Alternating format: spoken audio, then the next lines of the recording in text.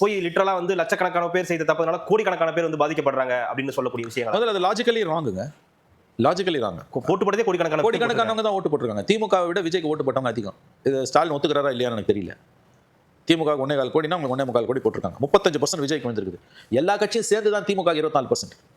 கூட்டணி கட்சிலாம் இல்லைன்னா திமுக 59 சீட்லாம் வராது, சத்தியமா வராது. 21 சீட் வரும். நேற்று கூட ஆதரவு. அது உண்மை. This fact. கூட்டணி இல்லைன்னா திமுக வந்து 20லேருந்து 25 சீட்டு.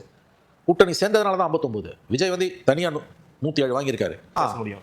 அப்போ லட்சக்கணக்கானவர்கள் செஞ்ச தவறால கோடிக்கணக்கான அப்போ ஓட்டு போட்ட மக்களை திரும்ப திரும்ப திமுக வசைபாடி கொண்டிருக்கிறது, திட்டி தீர்த்து கொண்டிருக்கிறது. ஸ்டாலின்லேருந்து ஆராசாலேருந்து தயாநிதி மாறன்லேருந்து எல்லா மந்திரிகளும் அப்புறம் வந்து வாடகை வாய்களை கொண்டு வந்து சினிமாக்காரனை கொண்டு வந்து மேடையில் ஏற்றி அவங்க பங்குக்கு அவங்களும் வசைபாடுகிறார்கள் மக்களை. இதுதான் ரொம்ப அதிர்ச்சியாக இருக்குது. வாக்களித்தவங்க எல்லாம் தவறு செஞ்சுட்டாங்கன்னு ஸ்டாலின் சொல்கிறார். அது வாக்களித்த மக்களை வசைபாடுவது. இது அவர்களுக்கு கைவந்த கலை. அது ஒன்று மட்டும் தெரியுது, நாங்கள் திருந்த மாட்டோன்றதில் உறுதியாக இருக்காங்க. நாங்கள் இப்படி தான் பேசுவோம், இப்படி தான் இருப்போம். இப்போ வந்து அடுத்த ஸ்டேஜுக்கு போயிருக்கு, கோர்ட்டுக்கு போகிறாங்க. குளத்தூர் தொகுதி நான் ஜெயிச்சிட்டேன்னு இது கொடுங்க. ஆமாம் கேட்குறாங்க. விஎஸ் பாபுவோட எலெக்ஷனை சேலஞ்ச் பண்ணுறாங்க. நாங்கள் ஜெயிச்சிட்டோன்னு எங்களை டிக்ளேர் பண்ணுங்கன்றாங்க. அப்படிலாம் பெட்டிஷன்ஸை போட முடியுமான்னு எனக்கு தெரியல.